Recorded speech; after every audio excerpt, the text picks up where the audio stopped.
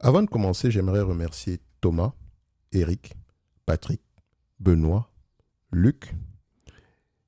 Merci de nous avoir permis ici d'avancer assez rapidement afin d'atteindre l'objectif du projet, enfin de finalisation ici du projet. Et donc, comme je l'ai dit tantôt ici, le projet est essentiellement financé par la bibliothèque de Prompt. Cette bibliothèque-là, que ce soit premium ou de base, vous aide à approfondir vos connaissances sur une entité, un sujet en particulier, à savoir sur les entreprises, en posant les bonnes questions. Et on va encore avoir tendance à utiliser certains de ces prompts en date d'aujourd'hui parce qu'on va parler, encore une fois, de Micron. OK? Je sais, c'est peut-être la troisième vidéo sur moins d'un mois sur cette compagnie. Et comme je l'ai dit avant de commencer, s'il vous plaît, ayons un débat dépassionné. Ce n'est pas parce que tu as des actions de Micron, etc., et que tu écoutes un avis contraire que ça devrait t'énerver. Ça devrait plutôt t'encourager à creuser. OK? Et si tu es en désaccord avec ce que je raconte ici aujourd'hui, tu as le droit. Aide-nous à épouser également ton point de vue en nous donnant des éléments sur lesquels on pourrait avoir tendance à se rendre compte qu'on se trompe. Parce que c'est le but ici. Je me réserve le droit de me tromper. Et donc, aidez-nous ici à ne pas être dans l'erreur. OK? Et donc, on va se baser sur les résultats financiers issus du troisième trimestre ici de Micron Technologies. Et si vous vous rappelez bien, nous avons parlé de Micron il y a quelques jours, hein, ici, sur cette vidéo, qui a à peu près 1 heure de temps, mais en réalité, j'utilisais un prompt pour parler du pricing power. Est-ce que cette compagnie a un pricing power? C'est la question qu'on se pose. La deuxième question, c'était de savoir, est-ce que le pricing power est conjoncturel ou structurel? Et il y avait une variante de la première question, à savoir les contrats à long terme. Et si vous allez regarder l'avant-dernier rapport financier de Micron Technologies, j'ai bien dit l'avant-dernier, je n'ai pas dit le dernier, j'ai dit l'avant-dernier rapport financier de Micron Technologies. Parce que là, présentement, elle est en train de publier, je pense, elle a publié les résultats du Q3 de son année fiscale. Et donc, le Q2 de son année fiscale ici, vous allez voir, si vous cherchez au Q2, si vous cherchez le terme, euh, comment on appelle, Strategic Customer Agreement, au Q2, zéro occurrence. Au Q3, une douzaine d'occurrences. OK? Regardez la vidéo précédente et allez-y, vous allez savoir pourquoi est-ce que je mentionne ça. Ça veut dire que les informations, quand un management raconte qu'on aura ceci, tant que ce n'est pas visible, ça veut dire qu'on ne l'a pas encore. Mais là, maintenant, on va parler des contrats à long terme parce que certains se basent sur ce raisonnement pour signifier que la compagnie n'est plus, le secteur n'est plus cyclique. Or, je ne suis pas d'accord avec ça depuis le début. Et ce n'est pas parce que je ne suis pas d'accord et je vous dis également pourquoi. Si vous n'êtes pas d'accord avec ce que je raconte, dites-moi également pourquoi, mais je vous attaque, pas quand je vous attaque, je rentre sur votre terrain ici, j'épouse vos points de vue, mais j'apporte des nuances qui pourraient vous aider ici à voir les choses différemment, surtout quand vous investissez. Parce qu'on a tendance à prendre uniquement contrat long terme, boum, c'est fini. Ça veut dire ici que tout est sécurisé. Non, il y a des spécificités dans ce contrat-là. Et donc, comme je l'ai dit ici, il y a une règle non écrite dans le secteur de la mémoire. Et c'est une règle apprise dans la douleur, répétée d'une génération d'investisseurs à l'autre et qui n'a jamais vraiment été contestée en 40 ans. Je dis bien en 40 ans.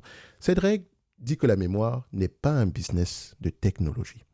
C'est une commodité, c'est un business de matière première essentiellement. Donc il n'y a rien d'exceptionnel à l'intérieur, entre parenthèses bien sûr. Donc dans les années 80, des fabricants japonais ont inondé le marché avec des puces mémoire moins chères et Intel n'a pas pu s'aligner. Oui, Intel faisait des mémoires avant. Donc la société a abandonné la mémoire et s'est repositionnée sur des microprocesseurs ici. Donc une décision qui a sauvé littéralement l'entreprise et qui a dessiné les contours psychologiques du secteur pour les décennies suivantes. Donc la mémoire est un marché cyclique, violent et structurellement peu attractif. Donc les prix s'effondrent quand l'offre dépasse la demande, les marges plongent en territoire négatif lors des creux et les investisseurs qui ont misé au mauvais moment ou bien mal apprécié ce secteur, d'accord, gardent des cicatrices pendant très très longtemps. OK? Et la raison pour laquelle Micron me tient encore plus à cœur aujourd'hui, c'est parce que j'ai l'impression qu'on est en train de commettre la même erreur que moi j'ai commise en 2014. OK? Quand j'étais à peu près au pic du marché pétrolier. On pensait que ça reste un business de commodité ici, mais je ne comprenais pas pourquoi est-ce qu'une entreprise qui a des PER aussi bas peut littéralement s'effondrer. Ça n'a pas de sens. OK? Et donc, quand on parle ici des marges brutes, regardez Micron dans son ensemble. Et j'aime bien parler des marges en prenant à peu près, voilà, on dézoome un tout petit peu. Voilà, on attend. Voilà. Donc, comme vous pouvez voir ici, Micron a de temps en temps eu certains trimestres avec des marges brutes négatives. Et ça coïncide généralement avec des fins de cycle. Je ne dis pas que toutes les fins de cycle donnent littéralement lieu à une marge brute négative. Non, pas du tout. Mais certaines périodes, on a connu cela. OK? Et il paraît que cette fois-ci, c'est différent. Alors, on va se dire ici que ce sera un oui et un non. Et je vais expliquer pourquoi. Donc, comme je l'ai dit, le résultat de cette histoire, c'est une mécanique boursière très particulière. Les investisseurs, dans la mémoire, ont développé des réflexes de traders sur des matières premières, pas des comportements d'actionnaires à long terme. Donc, une sagesse populaire dans ce secteur dit que le meilleur moment pour entrer est quand les choses passent de catastrophique à simplement terrible. Vous voyez à peu près ce que ça veut dire. Donc, le meilleur moment, c'est quand tout va mal, on va le dire comme ça. Et que le meilleur moment pour sortir de ce secteur d'activité est quand les marges brutes culminent. Ah, on fait le contraire, n'est-ce pas? Le meilleur moment pour rentrer, c'est quand tout va mal. Le meilleur moment pour sortir, c'est quand tout va bien. OK? Parce qu'on sait une chose, parce que la probabilité, l'histoire montre que ça ne dure jamais très, très longtemps. Alors, je vais d'abord m'arrêter ici parce que quelqu'un m'a parlé dans un commentaire de super cycle. Et je vais lui donner raison et tort en même temps. Oui, les mémoires sont dans un super cycle. Et ça depuis très longtemps. La demande de mémoire est très élevée et structurellement élevée. Je pense qu'on a une croissance moyenne de 20%. Hein. Oui, on a une croissance structurelle en termes de capacité, de quantité. Je pense qu'ils calculent ça en bits, etc. Mais dans cette croissance structurelle-là, il y a des cycles. OK? Et là, présentement, on vit un cycle dans un super cycle. OK? Ça ne veut pas dire ici que... Et tout est lié à deux éléments. L'offre et la demande. Et quand vous cartographiez l'offre et la demande, vous devez identifier qui peut faire changer. Qu'est-ce qui peut faire changer l'offre? Qu'est-ce qui peut faire changer la demande? C'est comme ça qu'il faut réfléchir. Donc, je continue. Comme j'ai dit tantôt ici, le meilleur moment pour investir dans ce secteur, c'est quand tout va mal. Et le meilleur moment pour sortir du secteur, c'est quand tout va bien. Et ce n'est pas une anecdote, parce que sur les 10 dernières années, le ratio cours-bénéfice ici médian de Micron représentait environ la moitié du ratio médian du S&P 500. Donc pour une entreprise au cœur de l'infrastructure digitale mondiale, on va se dire ici que c'est très très bas, n'est-ce pas? Donc la décote n'est pas une anomalie de marché, c'est le prix que les investisseurs exigent pour supporter la volatilité structurelle de ce business. C'est structurellement volatile. OK? Donc, en sortie de pandémie, le schéma classique s'est répété, mais en version plus amplifiée, là où on a vu à peu près des marges négatives. Donc, les inventaires avaient gonflé pendant le boom du télétravail.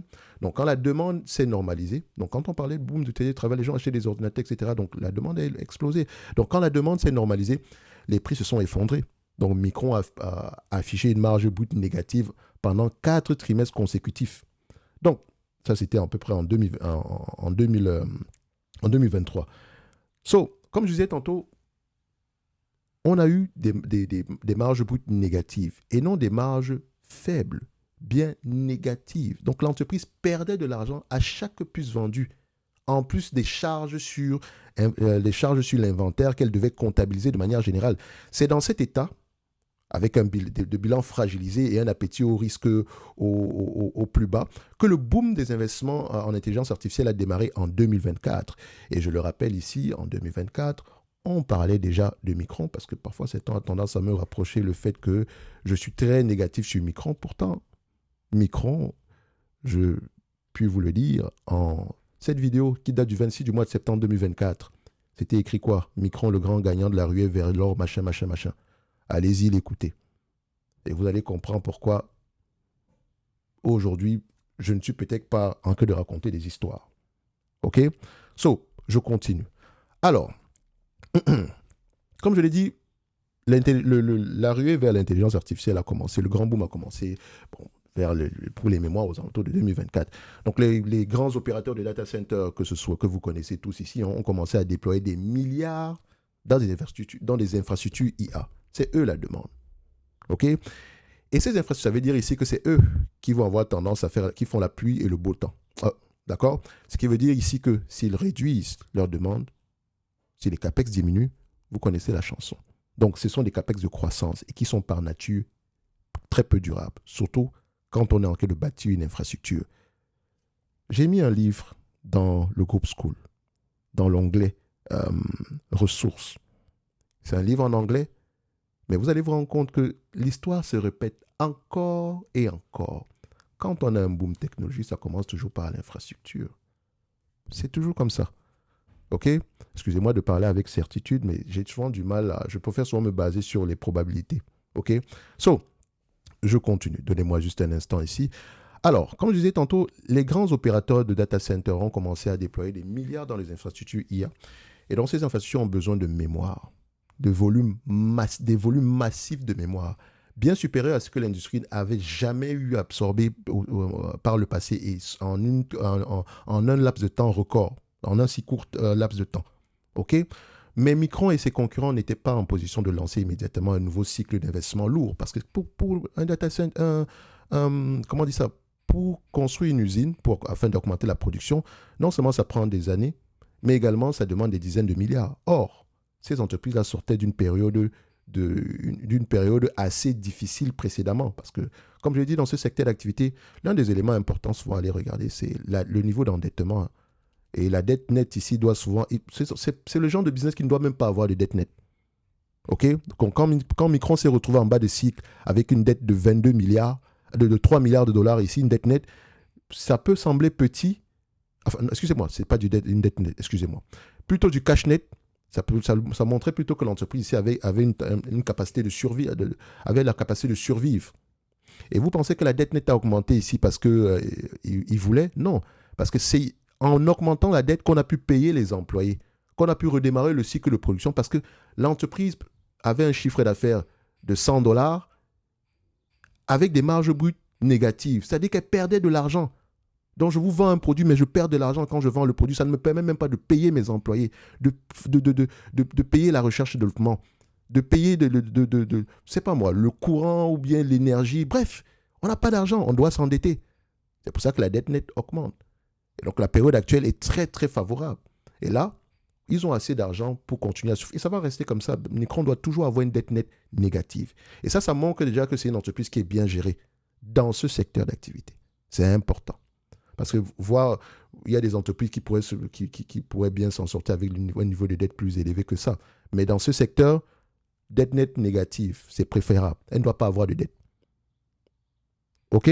Comme je l'ai dit, les concurrents ici n'étaient pas prêts à lancer immédiatement des cycles d'investissement lourds. OK? Donc, quand on parle de lourd, ici, ça coûte des dizaines de milliards. Donc, construire une usine de fabrication de semi-conducteurs ici prend à peu près 2 à 4 ans et les décisions d'investissement que Micron et ses concurrents n'ont pas prises en 2024 parce que leur bilan sortait d'un effondrement historique se traduisent mécaniquement par une absence de capacité nouvelle en 2026 et 2027 lorsque la demande explose. Il n'y a pas de nouvelle capacité. Et donc, quand il n'y a pas de nouvelle capacité, vu que Micron et ses concurrents ne fixent pas le prix, c'est une commodité, le marché a tendance à s'ajuster en conséquence. Si tu veux obtenir quand il y a pénurie, les prix augmentent. C'est la même chose avec le pétrole, c'est comme ça que ça fonctionne. OK? Bien entendu, vous allez m'éduquer les HBM, etc. Oui, ça peut être spécifique, mais ça reste de nature cyclique. OK? Donc, HBM, c'est un peu une montée en gamme, etc. Mais le principe reste le même. Donc, l'effet ici, comme je l'ai dit, est plutôt conjoncturel et non structurel. Donc, la raison pour laquelle on se retrouve dans cette situation, c'est plutôt lié à une certaine conjoncture. Et ce n'est pas lié à une certaine... C'est pas structurel, donc ça dit que de nature, ça ne sera pas durable. C'est la pénurie qui nous permet d'être là aujourd'hui. Ou bien ce sont les mauvaises décisions, ou bien ce sont les décisions qu'on n'a pas prises en termes de... Parce qu'on ne pouvait pas les prendre ici, OK, on sortait d'une période difficile, qui ont engendré cette situation. Et donc, par nature, ce n'est pas durable. Je ne peux donc pas parler de structurel, mais plutôt de conjoncturel. Alors, l'industrie fait face aujourd'hui à la pénurie de mémoire la plus sévère de son histoire. C'est inimaginable, on n'a jamais vu ça. Avec les hausses de prix les plus élevées jamais enregistrées. Aucune capacité de production majeure n'entrera en service avant environ 1 an. Et à peu près, le PDG ici de Micron qui est un excellent PDG d'ailleurs, Sanjay Mehrotra, même si... Bon, ça c'est un autre sujet ici. Il n'y a pas de... Il ne faut pas que je... Ça n'a rien à voir, mais voilà, je vous regardez juste la vente de ces actions ici, parce que si l'entreprise est sous-évaluée, etc., il faut souvent aller regarder, surtout dans un business cyclique pareil, on regarde quand même ce que le management fait. Bon, peut-être qu'ils vendent des actions ici parce qu'ils ont envie de comment on dit ça, de récupérer un tout petit peu d'argent, ou bien c'est juste quelque chose qui était déjà prévu, mais ce n'est pas forcément une lecture. On vend des actions pour plusieurs raisons, ok? Mais ils sont net vendeurs de manière générale au sein de cette entreprise. Vous pouvez aller voir ici avec les informations sur le Nasdaq, c'est visible devant vous, d'accord? Donc, ça c'est une information, mais ce n'est pas quelque chose qu'il faut avoir tendance également.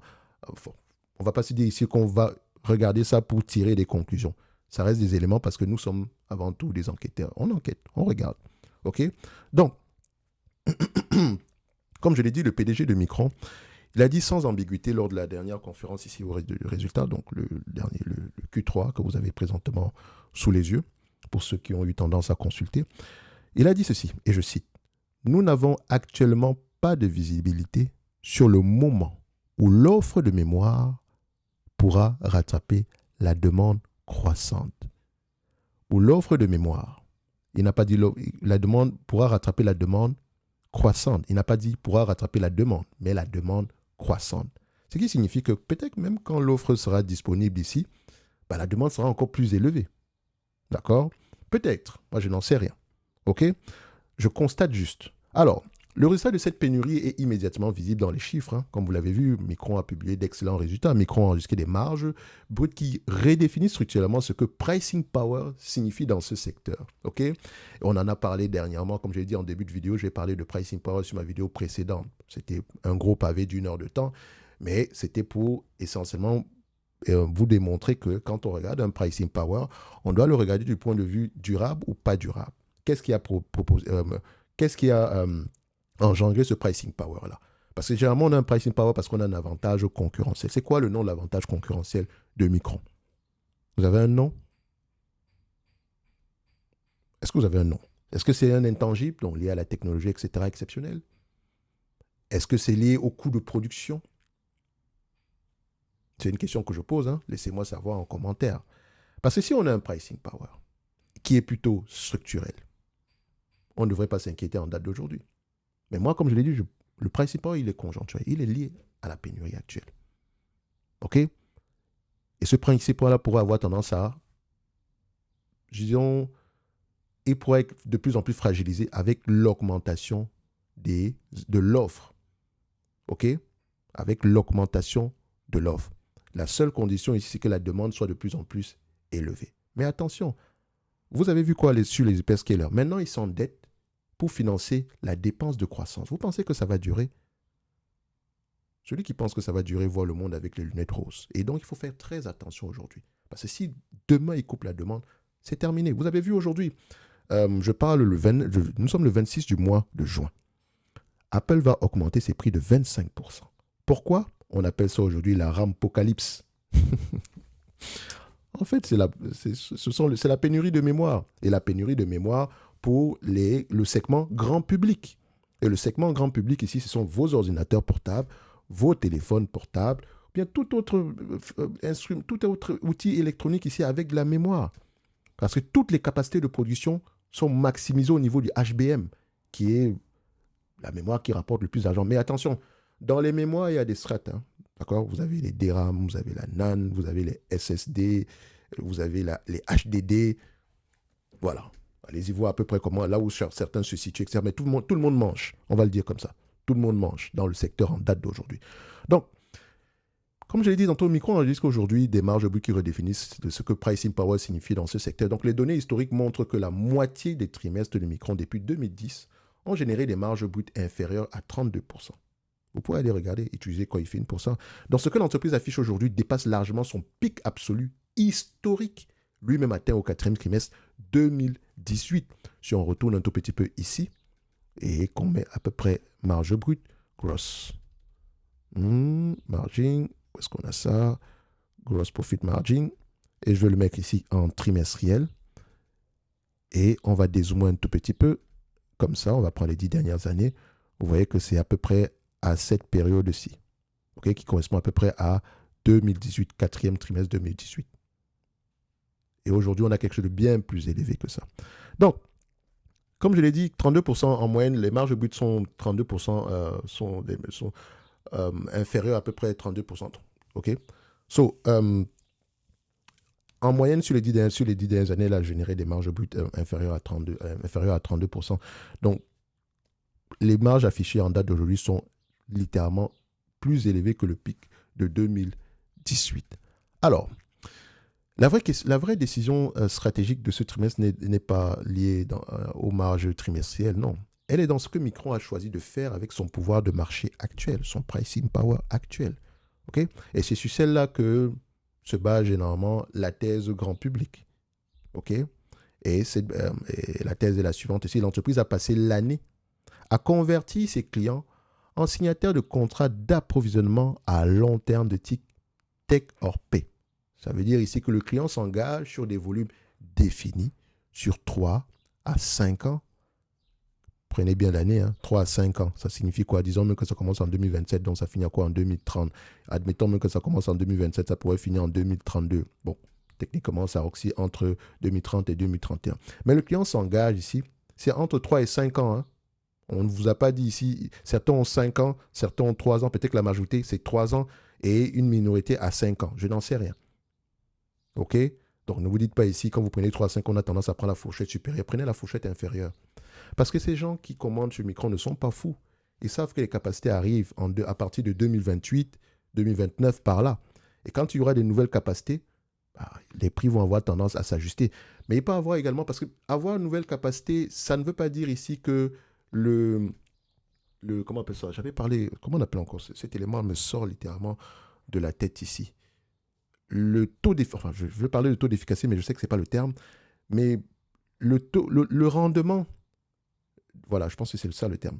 Le taux de rendement dans ces usines-là de fabrication de mémoire, est-ce qu'il sera adéquat pour pouvoir justifier une mise en production massive? Parce qu'il peut y avoir des petites erreurs, etc. Parce que rien n'est gravé dans la roche. Ce sont des usines très particulières. Et en parlant d'usines maintenant, vous pensez que pour monter ces usines-là qui sont littéralement automatisées, qui gagne? Bonsoir ASML. Donc si je veux m'investir dans les mémoires aujourd'hui, peut-être que ce sont les compagnies qui vendent des équipements et qui vendent derrière de la maintenance, ou bien qui vendent derrière de la maintenance. Ce sont ces entreprises-là qui pourraient moins m'intéresser sur le long terme. Parce que le prix monte, que le prix baisse, de toute façon, les cycles d'investissement actuels ruissellent au sein de ces compagnies. Et quand bien même les mémoires vont se mettre à souffrir à nouveau, ou bien vont ralentir à nouveau, vous allez continuer à payer pour le matériel parce que ces usines-là sont très particulières. Prenez vraiment le temps cette partie, si vous êtes intéressé par les mémoires, de vraiment comprendre comment est-ce que ce secteur-là fonctionne. Parce que vous pouvez être intéressé par Micron, mais finir par investir sur ASML, qui bénéficie pleinement de la période actuelle. OK? Donc, comme je l'ai dit, les clients signent des contrats de 3 à 5 ans avec des prix planchers et des prix plafonds et versent des dépôts en cash à la signature. Attention, sur la vidéo précédente, on avait mentionné que ce n'est pas la première fois qu'il y a des contrats à long terme, mais c'est la structure des contrats actuels qui est particulière. Avant, c'était des contrats sur les volumes, pas sans obligation de prix, ou bien sans obligation même, ce n'était pas des contrats take or pay. Aujourd'hui, ce sont des contrats take or pay avec des prix planchers et des prix plafonds. Les deux termes sont importants. Plancher par rapport à quoi? Plafond par rapport à quoi? Et ensuite, vous voyez qu'on verse des dépôts en cash à la signature en date d'aujourd'hui. Donc, Micron sécurise à peu près le futur. Essaye de rendre ce secteur moins cyclique. OK? De toutes les façons, il reste cyclique. Donc, essaye d'atténuer la baisse du cycle, le creux du prochain cycle. Atténuer, amortir, afin de ne pas se retrouver dans la situation ici de 2023. Donc, comme je l'ai dit ici, les clients versent un dépôt en cash à la signature. Micron a déjà conclu près de 16 accords couvrant les clients de taille variée. Et donc, une fois tout ça finalisé ici, ils représenteront à peu près 40% des revenus de l'entreprise avec la volonté d'augmenter cette proportion. 40% des revenus de l'entreprise. Mais 40% des revenus de l'entreprise de quelle période? Est-ce que je dois prendre la fin de l'année? Est-ce que je dois prendre l'année précédente? 40% des revenus. Parce que c'est important, si je prends les revenus l'année précédente, on est peut-être, l'année précédente ici, on a généré des revenus de combien en global ici? On a fini avec des revenus de 37 milliards. Si je prends l'année en cours, on va dépasser les 100 milliards. Laissez-moi regarder ça ici. Total revenu. Les attentes ont augmenté entre-temps. Hein. Revenu. Voilà, on a ça ici. 1 et... Non, c'est pas ça. Total revenu, en médiane. Voilà, next 12, voilà. Donc, on s'attend à peu près à 230. Je ne sais même pas si c'est possible, ce truc-là. En médiane, ça pourrait. Je ne sais pas, on est à près de 90 milliards en date d'aujourd'hui, pourquoi pas. Il nous reste à peu près... Enfin, pour l'année, ça, attention, ça, je pense que ce n'est pas le bon indicateur parce que son année fiscale se termine dans quelques mois. OK? Bref, dans tous les cas de figure, l'essentiel, c'est de connaître 40% de quel chiffre, de quelle année. OK? Bref, l'entreprise va augmenter cette proportion-là. Et donc, les prochaines conférences call, j'écoute. Mais pour le moment, on ne peut pas dire que toute la production est sécurisée. OK? Ou bien toute la production est sous contrat.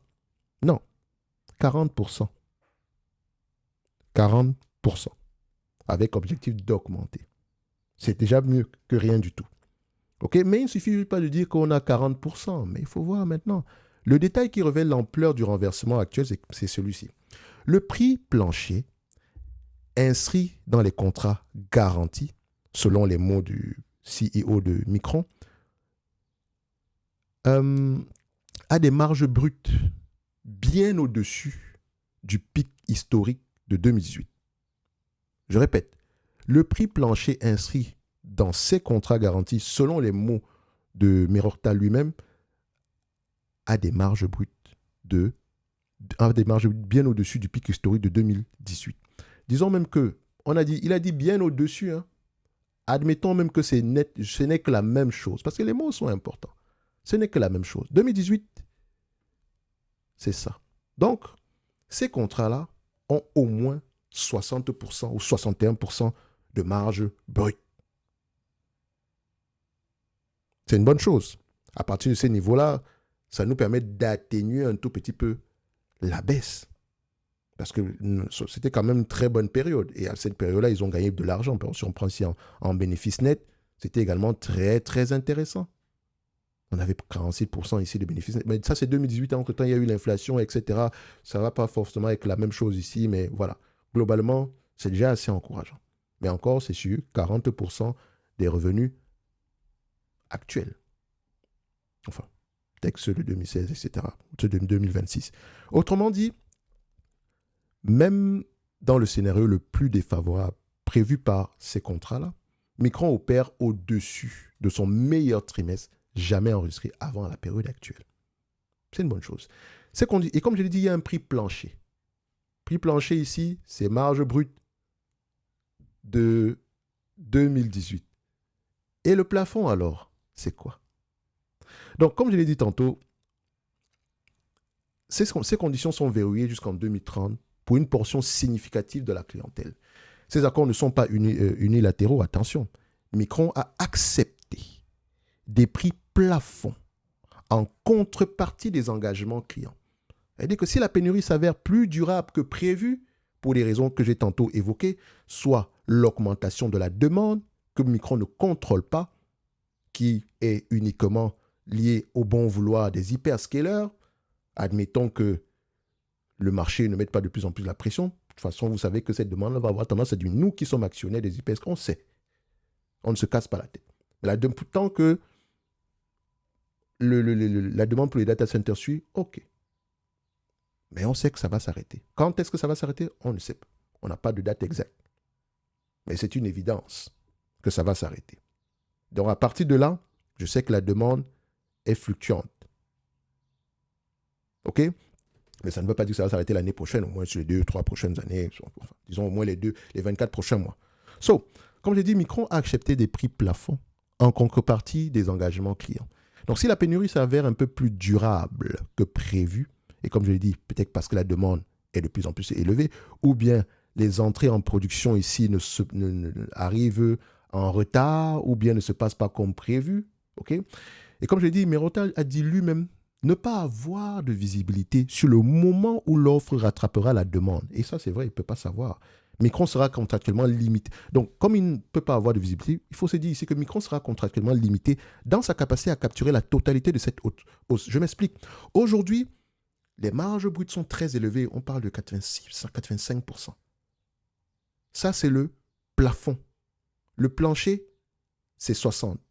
Pour une entreprise comme Micron, c'est déjà exceptionnel, déjà le 60%. Mais on a un plancher en 60, un maximum à 85. Ce qui veut dire que si les prix des mémoires continuent à augmenter, parce que la pénurie, la pénurie est de plus en plus sévère, ce qui va se passer, c'est que Micron ne va pas pouvoir capturer la totalité des augmentations suivantes.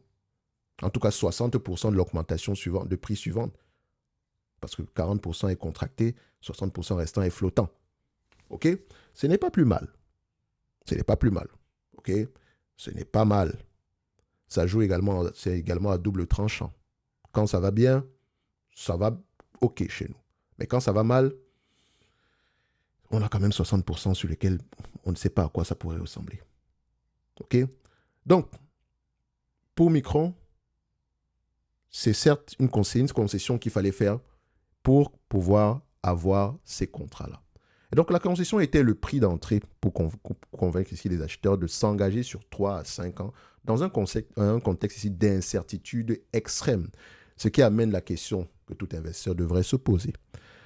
Pourquoi des acheteurs, que ce soit des fabricants de smartphones, opérateurs de data centers, constructeurs automobiles, acceptent-ils des conditions aussi contraignantes? La réponse tient en deux mécanismes. Le premier est l'accès. La mémoire est présente dans pratiquement tous les produits électroniques. Un fabricant de mémoire sans mémoire n'a pas de serveur. Enfin, excusez-moi, un fabricant de serveur sans mémoire n'a pas de serveur à vendre. Dans une pénurie historique ici, une garantie d'approvisionnement prend une valeur que les modèles de pricing habituels ne peuvent pas capturer. Et donc, le second mécanisme ici, c'est la couverture. Les clients qui anticipent que les prix de la mémoire vont continuer à augmenter et les délais de construction des nouvelles usines leur donnent entièrement raison leur donnent une raison solide de le penser en date d'aujourd'hui, ils ont intérêt à verrouiller leurs coûts maintenant, même à des niveaux de prix élevés. Ils ont intérêt à le faire. OK? Comme on dit souvent, un tien vaut mieux que deux tu auras. Donc, c'est la combinaison de ces deux pressions qui permet à Micron d'imposer des conditions qui auraient semblé inimaginables 2 ans plus tôt. Et Sumit Sadana, qui est le directeur commercial ici de Micron, a dit quelque chose de très intéressant, enfin pour moi, lors d'un entretien récent. Il a dit ceci, et je cite, « Nous mettons beaucoup d'efforts, non seulement à conclure ces contrats, mais aussi à en communiquer les détails. Les investisseurs auront besoin de temps pour comprendre l'ensemble des implications. » Ça peut sembler, qu'est-ce qu'il veut dire, Thierry, etc. Donc ça veut dire déjà, moi quand je vois ça, on met beaucoup d'efforts à conclure ces contrats, mais également à communiquer les détails. Ça veut dire qu'on ne nous donne pas déjà tous les détails, ok, pour commencer, et c'est normal. Ok. Et les investisseurs auront besoin de temps, auront besoin de temps pour comprendre l'ensemble des implications. Ok, ça veut dire que ne prends pas les informations qu'on te donne ici et tu dis que ça a changé, etc. Non, il va te falloir beaucoup de temps pour comprendre toutes les implications. Ça veut dire que, attendons voir le creux des cycles. C'est ça que moi je comprends. Si vous avez compris autre chose, laissez-moi savoir également en commentaire. Ça m'intéresse. Donc cette phrase mérite attention parce qu'elle pose la vraie question analytique. Et selon moi, la vraie question analytique n'est pas est-ce que Micron fait des marges exceptionnelles aujourd'hui? La réponse, vous l'avez bien évidemment sous les yeux. La vraie question, pour moi, elle est double. Excusez-moi. Et je structure ces questions comme ça. Est-ce que ces contrats modifient structurellement le profil de risque de l'entreprise dans le prochain creux de cycle? Je répète, est-ce que ces contrats modifient structurellement le profil de risque de l'entreprise dans le prochain creux de cycle? Parce que ce creux, il viendra. D'accord? La seule incertitude porte sur son calendrier et son intensité. C'est la seule chose qu'on ne connaît pas. Quand est-ce que ça va arriver et quelle sera sa sévérité? Mais on est certain, enfin, la probabilité, je n'aime pas parler de certitude, mais la probabilité est très, très élevée la probabilité d'avoir un creux est très élevée dans ce secteur d'activité. Et donc, est-ce que les contrats modifient donc structurellement le profil de risque de l'entreprise dans le prochain creux de cycle? Et ces clients sont-ils réellement captifs sur la durée du contrat? Je dis bien, les clients actuels sont-ils réellement captifs sur la durée du contrat ou bien la captivité disparaît-elle dès que la pénurie se résorbe et que le rapport de force s'inverse? Voilà des questions qu'il faut se poser quand on regarde une micron-technologie en date d'aujourd'hui. Je vous le donne en mille, pour moi, les contractions vont réduire la sévérité du creux. Réduire la sévérité. Mais maintenant, comme on s'est dit ici, réduire ici la volatilité, d'accord? Mais l'intensité, ça va dépendre de l'intensité de la baisse. Parce que la partie restante, parce que 40% est contractualisée, ok, il n'y a pas de souci, sur lequel on y a un point d'interrogation sur quel chiffre d'affaires de quelle année. Ok? Mais dites-vous ici que si le prix des mémoires baisse et qu'on a des charges liées aux inventaires, ça pourrait rendre cette période plus intense que les périodes précédentes. OK? Au mieux, moi, je dirais, il y a de fortes chances qu'on ait au moins des marges de but positives. Pour ne même pas trop me mouiller. Mais ça n'enlève pas le caractère extrêmement cyclique de ce secteur. Alors là, pas du tout. Ça, c'est mon avis, hein. J'attends également vos avis en commentaire. Donc, comme je l'ai dit, maintenant, est-ce que les clients sont captifs sur toute la durée du contrat? Ou bien la captivité disparaît-elle dès que la pénurie se résorbe et que le rapport de force s'inverse? Pour répondre à ces questions, à la première question, je vais vous proposer 2 prompts. Premièrement, et les prompts en question financent ici notre projet, les prompts vous permettent d'approfondir vos connaissances sur le sujet, ok? Et les prompts sont structurés pour poser les bonnes questions. Parce que ce qui nous manque ici, en matière de stock picking, ce sont les bonnes questions. Et comme je l'ai dit pour le projet ici, merci à Thomas, Eric, Patrick, Benoît et Luc, qui sont les dernières personnes à nous avoir rejoints aujourd'hui. OK? Merci également à ceux qui l'ont fait hier. Je pense à Alban, Dada, Nicolas, Cameron. Et comme je l'ai dit, Dada 2 fois, Cameron 3 fois. Alors, pour revenir ici, le premier prompt qui fait partie de la bibliothèque de prompt premium, dénommé, c'est le nom je les ai mis sous forme de question et je vais vous montrer à peu près tout à l'heure le résultat. Achètes-tu un cycle au pic de ses bénéfices? Achètes-tu un cycle au pic de ses bénéfices? Ce prompt force à cartographier les 6 phases de cycle de la mémoire, à tester si les contrats modifient réellement le downside lors du retournement et à évaluer si la valorisation actuelle intègre déjà une normalisation future. Donc, quand je dis valorisation actuelle, attention, on ne veut pas vous dire, je ne parle pas, on ne va pas valoriser. Non, les prompts ne valorisent pas une entreprise. Oubliez ça. On vous donne des éléments. OK, si le prix baisse, peut-être parce que les prix des mémoires a baissé, etc. Par rapport à l'historique, avant, quand ça baissait, on se retrouvait à peut-être tel niveau de cash flow opérationnel avec blablabla. Bref, ce genre de choses. Mais on ne vous dit pas non, c'est sous-valorisé, machin truc. Non, pas du tout. Ce n'est pas... Ici, ce prompt-là ne juge pas à votre place. Il vous donne des informations supplémentaires sur lesquelles vous pouvez vous adosser pour bâtir votre raisonnement. Et des informations qui sont factuelles. Et j'ai dit ici la dernière fois, dans le groupe School, je vous ai mis un prompt système. Un prompt système, c'est un prompt ici qui permet ici de forcer votre LLM à vous donner généralement des réponses qui se rapprochent plus souvent, qui se rapprochent de la réalité. Je dis bien qui se rapproche de la réalité. Donc avec le maximum de véracité possible. Ceux qui l'ont utilisé dans le groupe School peuvent vous dire, allez-y, regardez. C'est gratuit le groupe School. Vous rentrez, vous regardez, ça ne vous plaît pas, vous sortez. Personne ne vous demande rien du tout. Donc ce prompt-là va vous aider. Il est gratuit, il est posé là.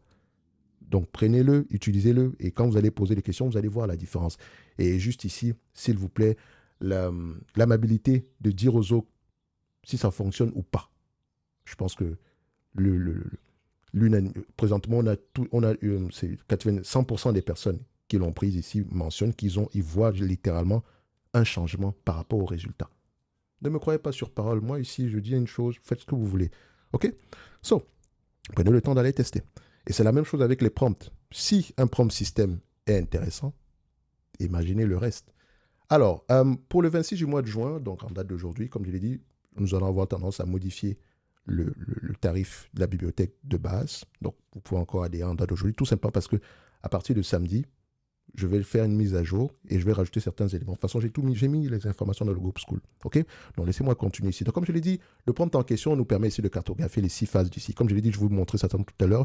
Et sans cette grille, en fait, une marge brute record ressemble à une opportunité. Avec la grille en question, vous posez la question que des générations d'investisseurs n'ont pas posée au bon moment dans ce secteur, dans le passé. Donc, pour répondre à la seconde question, le deuxième prompt, ce sera est-ce que les clients sont captifs? Les clients sont-ils prisonniers? C'est un prompt qu'on a utilisé sur la vidéo concernant ici la compagnie qu'on appelle.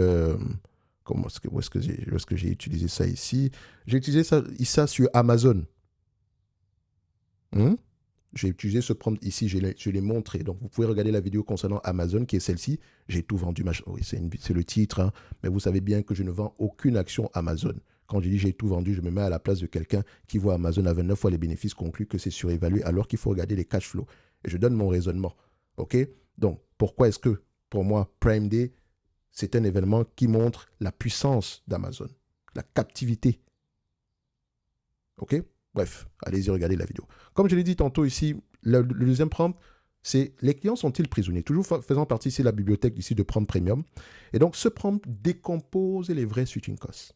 Technique, opérationnelle, contractuelle, psychologique et distingue une captivité structurelle d'une captivité circonstancielle. Moi, je pense que la captivité actuelle est circonstancielle. Ça, c'est mon avis sur les clients de Micron.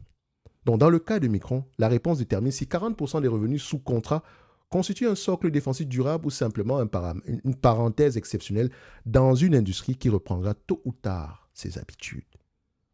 Vous connaissez où je me situe en date d'aujourd'hui. Parce que Micron tente de faire en 2025 et 2026 ce qu'Intel n'a jamais pu faire dans les années 80, à savoir transformer un business de commodité en quelque chose qui ressemble à un avantage structurel. Donc, l'analyser comme si le résultat était déjà acquis est exactement l'erreur que l'histoire de ce secteur répète depuis 40 ans. Ou bien c'est l'erreur que les investisseurs font dans ce secteur depuis 40 ans.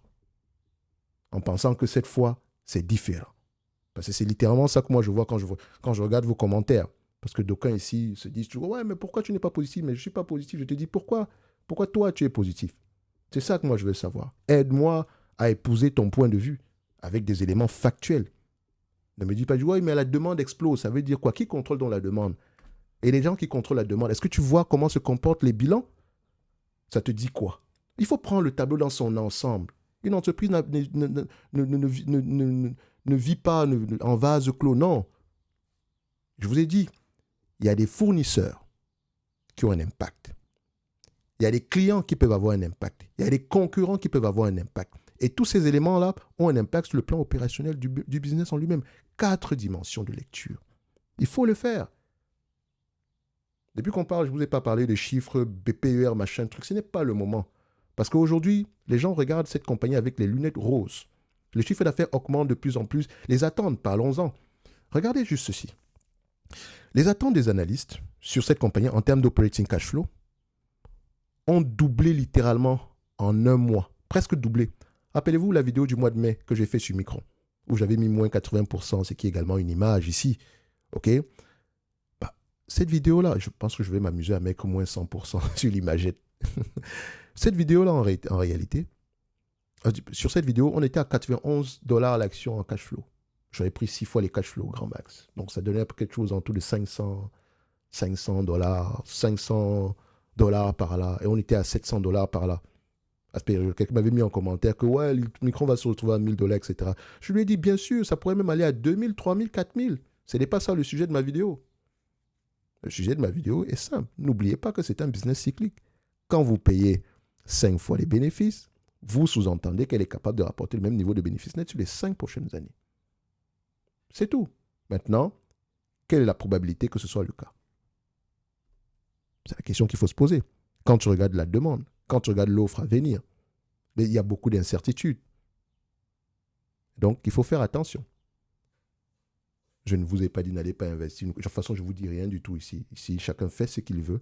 Et moi, je suis juste là pour parler de mon expérience sur le secteur d'activité ou bien un petit rappel pour vous aider à approfondir vous-même, à vous questionner de manière générale. Parce qu'on a vocation ici à faire du stock picking sérieusement, donc en se posant les bonnes questions. Et il ne faut pas oublier cette question-là. OK? Donc, comme je l'ai dit, les attentes ont littéralement augmenté ici. Et donc, vous pouvez voir, par rapport à la fin, ça fait en moins d'un mois, on a presque doublé. Et ça ne veut pas dire ici que dans 3 mois, ça ne va pas également doubler, je n'en sais rien.